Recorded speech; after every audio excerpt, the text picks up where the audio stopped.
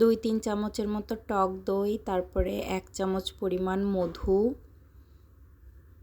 এরপরে দিয়ে দিব 1 চামচ পরিমাণ কালো জিরের তেল, এরপরে দিয়ে দিব 2 চামচের একটু বেশি নারকেল তেল, এরপরে দিয়ে দিব আমরা লেবুগুলো ভালো করে চিপে রসটা নিয়ে নেব, নিয়ে ভালো করে চামচ দিয়ে ফেটিয়ে নেব।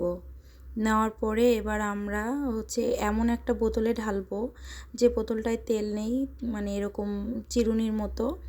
এই হেয়ার প্যাকটা বোতলের মধ্যে ঢেলে নিলে চুলে লাগাতে বেশ সুবিধা হয়। এবার আমি হেয়ার প্যাকটি চুলে লাগিয়ে নিলাম। এই হেয়ার প্যাকটি যাদের মাথায় খুব খুশকি আছে এবং চুলগুলো খুব রুক্ষ, এই হেয়ার প্যাকটি খুবই উপকারী। এই হেয়ার প্যাকটি লাগিয়ে 45 মিনিটের মতো অপেক্ষা করতে হবে। এরপরে চুলগুলো যে কোনো শ্যাম্পু দিয়ে হেয়ারটাকে ওয়াশ করে ফেললেই হয়ে যাবে সিল্কি অ্যান্ড শাইনি চুলগুলো।